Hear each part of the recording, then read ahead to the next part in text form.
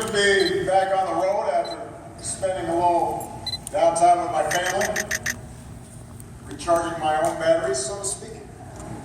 And it is great to join you at this Clean Energy Summit to see the work that you're all doing on what I consider to be one of the most important issues, not just of our time, but of any time.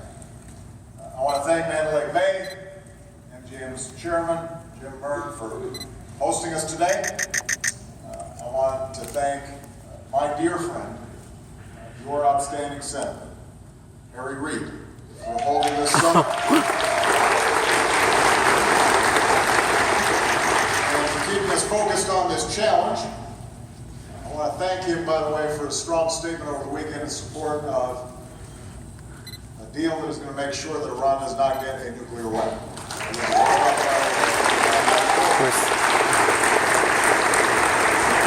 And Harry's leadership matters.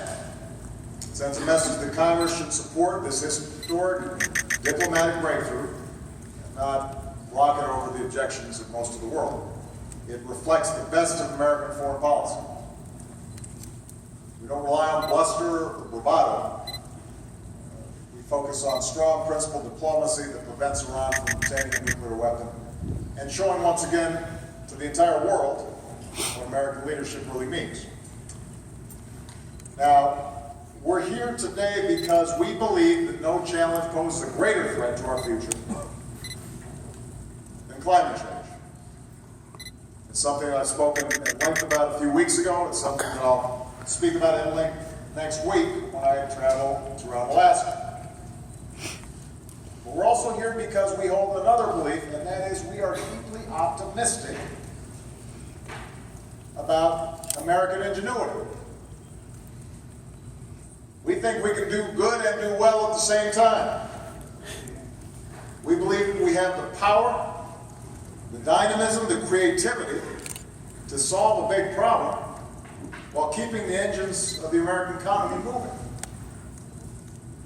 6.5 years ago, I took office after decades in which our addiction to fossil fuels and foreign oil perennially threatened our planet and our national security. And together we've begun to change that. A lot of people in this room working with us. Yes, we've become the world's #1 producer of oil and natural gas. And we've also become a major player in clean energy. And these advances have helped to grow our economy and created a steady stream of well-paying jobs. They've also helped us reduce the dangerous emissions that contribute to climate change. And we've done it in 3 big ways. First of all, we're wasting less energy. We've set new fuel economy standards on cars and trucks, new efficiency standards on appliances like refrigerators and dishwashers. And these advances are already saving folks money at the pump. It's saving money on their electricity bills. Steps like these also mean that factories and businesses aren't just paying for energy, they're getting paid not to waste energy. The economy as a whole is producing a lot more using less energy. And we're also using less dirty energy. Earlier this month, I unveiled our Clean Power Plan, the first set of nationwide standards to end the limitless dumping of carbon pollution from our power plants, the single most important step America has ever taken to combat climate change. The Clean Power Plan is also going to accelerate the third way that we're cutting emissions, creating jobs, saving folks money. And that's by generating more clean energy. When I took office, I pledged to double our production of wind and solar by the end of my first term. We met that goal ahead of schedule.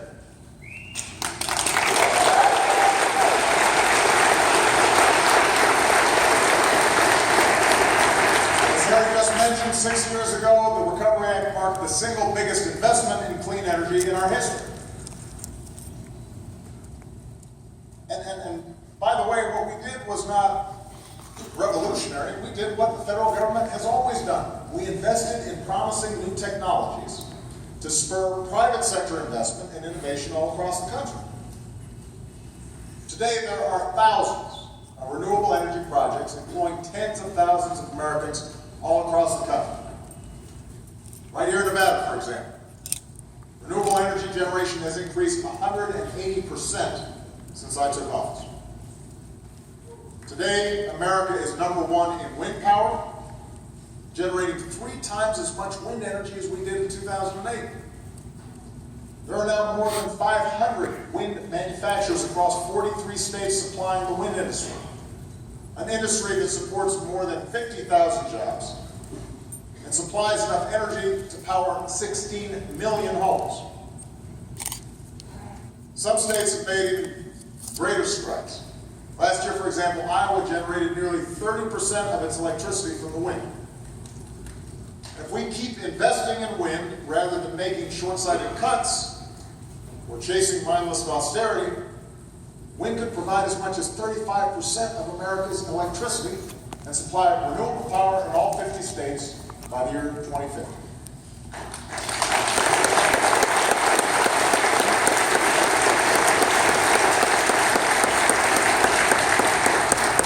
As well as we're doing in wind, we're making even more progress on solar.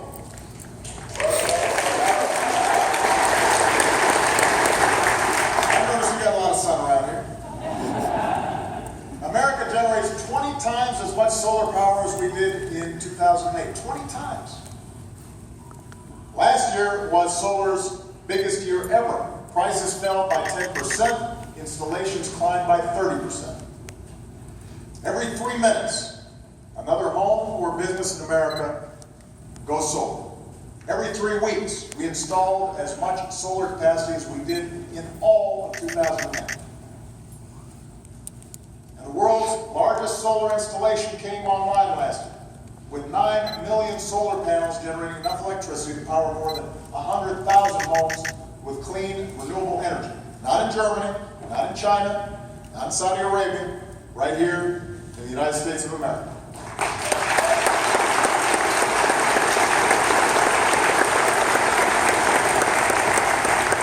In fact, over the past 6 years, the federal government has approved 34 commercial-scale solar projects and the transmission infrastructure that goes with them on public lands across the West.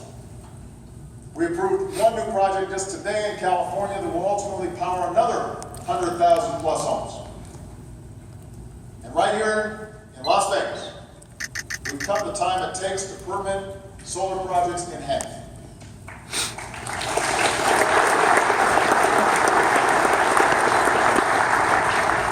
And one of the reasons we've done this is not just because it's good for the environment and good for the overall economy. It takes workers to install all this new capacity. And that's why last year the solar industry added jobs 10 times faster than the rest of the economy. Solar has helped a lot of construction workers find work, while Congress was dragging its feet on funding infrastructure projects. In fact, the solar industry now employs twice as many Americans as mining coal.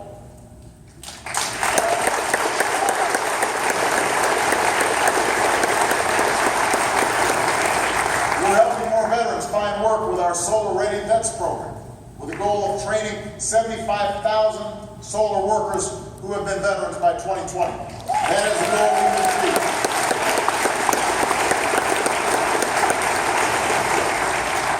So federal investments have helped support all this innovation. And now's not the time to pull back on those investments. Now's not the time to insist on massive cuts to the investments in R&D that help drive our economy, including the hundreds of millions of dollars in cuts that many Republicans want to take from these successful job-creating clean energy programs. It's thanks in part to these investments that there are already places across the country where clean power from the sun is finally cheaper than conventional power from your utility. Power often generated by burning coal or gas. And it's impossible to overstate what this means.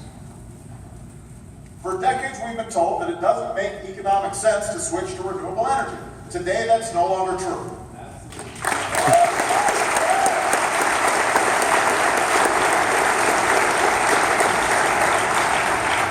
And you don't have to take my word for it. Many of our biggest businesses are backing up that fact. Walmart has the most installed on-site solar capacity of any company in America. They're not in the business of giving away money. Google is the largest corporate buyer of renewable energy in the world. Companies like Apple and Costco close behind. They're not doing this just out of altruism. They're doing it because it means big cost savings. And that can mean big things for local communities. Just give you one example. Google plans to retrofit the site of a retired coal plant in Alabama into a data hub run entirely on renewable energy.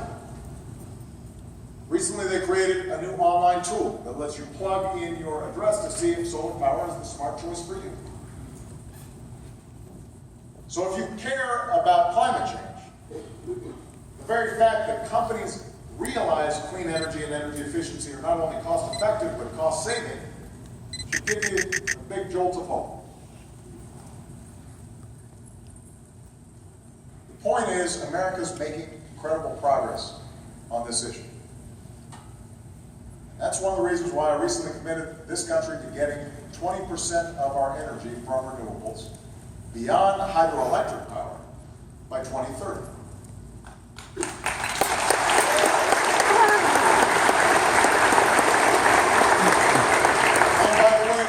Smart things in America, that wakes up the world. So Brazil's president joined me for that announcement, committed her country to the same goal. But to meet that goal, we have to triple where we are today. So I'm here to give you hope, but not complacency. The private sector is increasingly all in. Cities and states are increasingly doing their part. Just today, 15 cities from Seattle to Chicago to New York are joining 19 cities that have already pledged to reduce emissions and invest in climate resilience. Leaders in California are aiming to generate 50% of their electricity from renewables by 2030. 50%, while cutting carbon pollution from oil by 50%.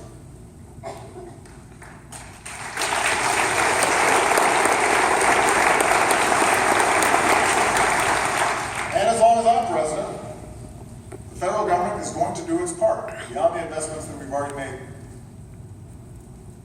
to promote this issue.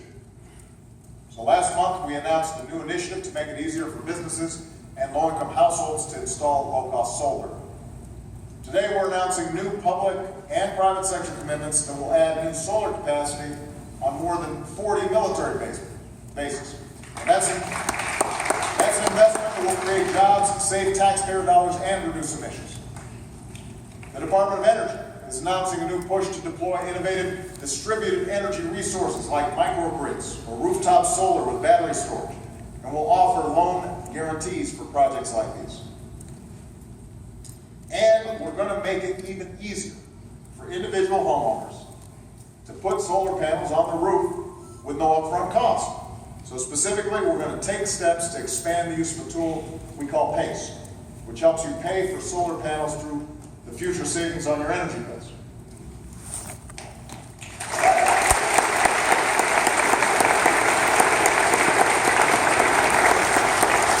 So we're taking steps that allow more Americans to join this revolution with no money down.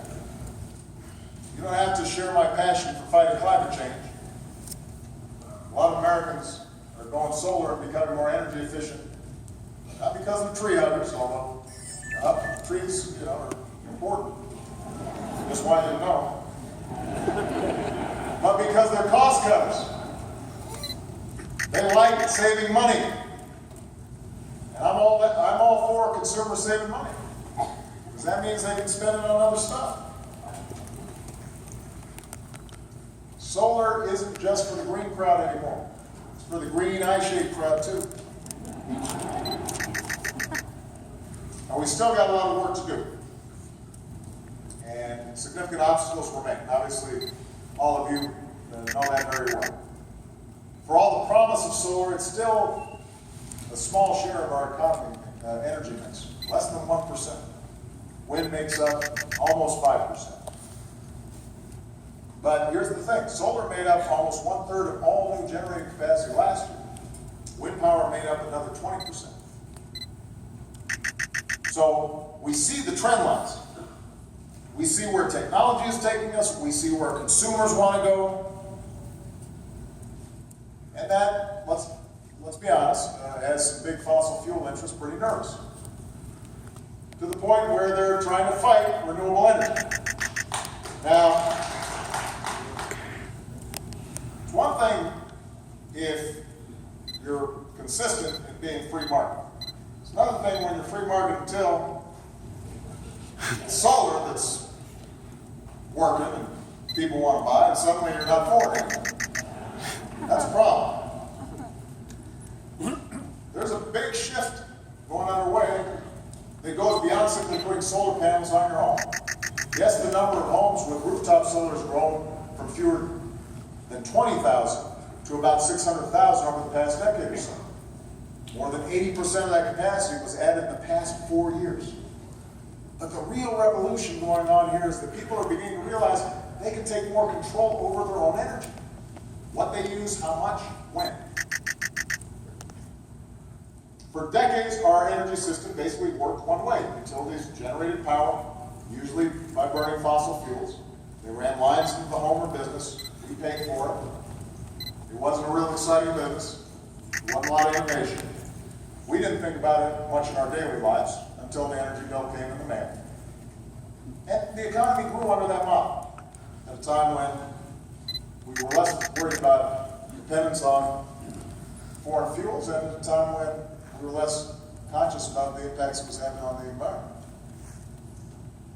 But in just a few short years, that's begun to change in a profound way. 6 years ago, smart meters were pretty rare. Today, 60 million consumers have access to detailed information about how much energy we use, how we use it, when we use it. So we can use that information to change our habits, use energy more efficiently, save more money without a whole lot of sacrifice. We can control our thermostats from our smartphones.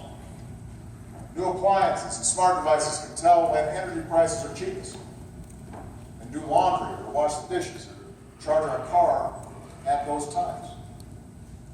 We've got windows and building materials that can actually generate power.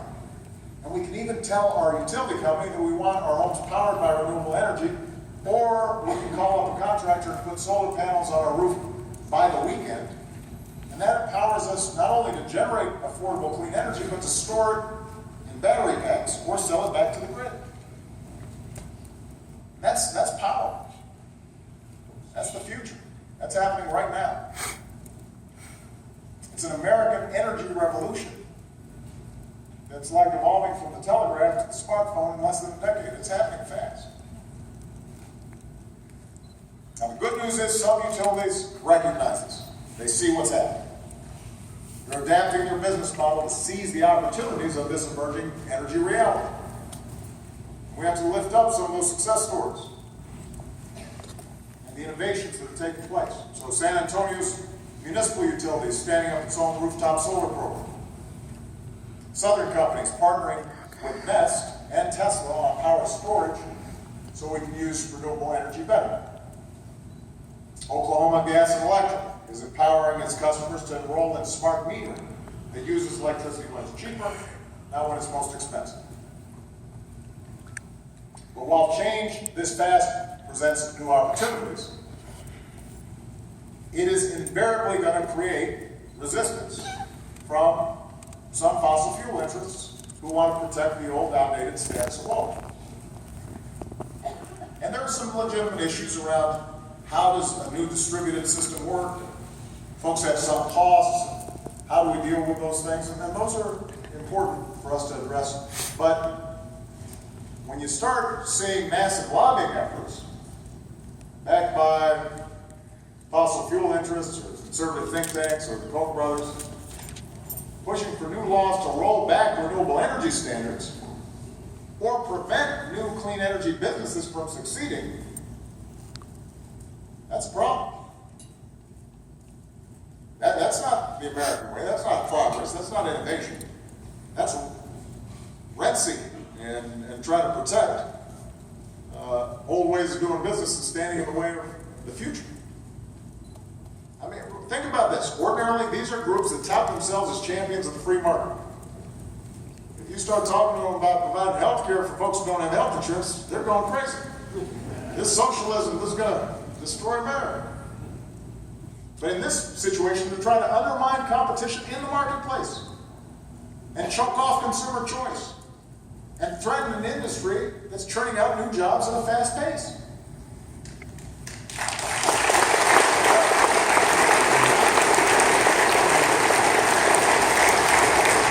That has the potential to hurt a lot of communities and set back America's leadership in fighting climate change. They're even fighting to protect billions of dollars of taxpayer dollars in corporate welfare each year that's going to fossil fuel companies. Now, what's interesting is that their actions have conjured up some pretty strange bedfellows. In some states, we've got Green Party and Tea Party teaming up to protect our freedom to choose clean energy. It is rare that the Tea Party leaders and I are on the same side of an issue. I agree with them here.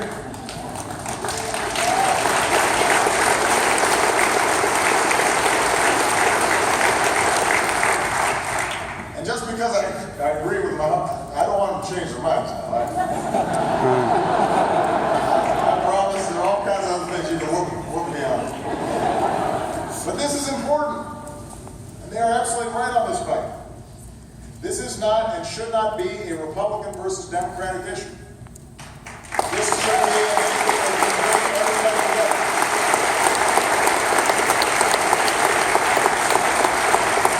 If you're a progressive, you should care about this. If you're a libertarian, you should care about this.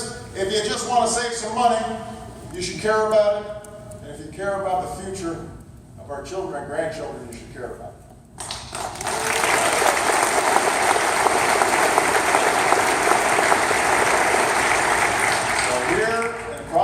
This is about whether big polluters control the system or whether consumers have freedom to choose cleaner, cheaper, more efficient energy. Whether we protect old ways of doing business even when they're not efficient, or we dream up new business models that bring new technologies into our homes and businesses and new jobs into our communities. This is about the past versus the future. America believes in the future. And to make that future a reality, we've got to have everyone. Utilities, entrepreneurs, workers, businesses, consumers, energy regulators, tree huggers, tea partiers. Everybody's got to seize the opportunities before us. There's something big happening in America right now. For the first time, we can actually see what our clean energy future looks like. And yes, the closer we get to this future, opposition will fight even harder to keep things the way they've been. Folks will get louder in some of that backlash. And they'll put out press releases suggesting that somehow this is bad for America. We can't pay attention to that. Folks whose interests or ideologies run counter to where we need to go, we've got to be able to politely but firmly say, sorry, we're moving forward.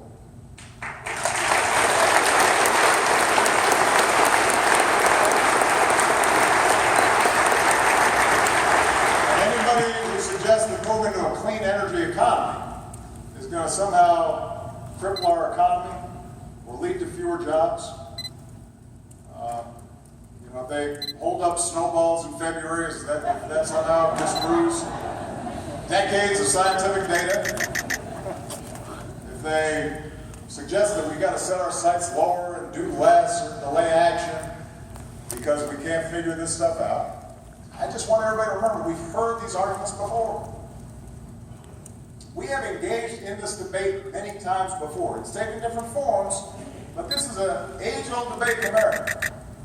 It's a debate between the folks who say no we can't, and the folks who say yes we can. Because those who feel the future and those who believe in the future. And although sometimes there are some growing pains, America always comes down on the side of the future. We've always been a people who reach proudly and boldly and unafraid to that more promising future. We refuse to surrender the hope of a clean energy future to those who fear it and fight it, and sometimes provide misinformation about it. Because the naysayers always underestimate what the American people are capable of. And we prove that every day. All across this country, right now, you've got once dusty plains and rundown buildings that are now solar fields, rooftop arrays, all across this country right now. Once shuttered factories are humming, retraining workers to build wind turbines. Technology that we're not just importing now we're making it here and we're exporting it. Technology made in America.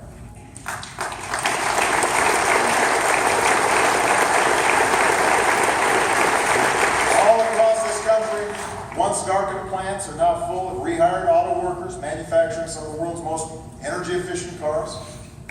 Cars that make you proud to be an American. This generation of Americans is hammering into place the high-tech foundations of a clean energy age.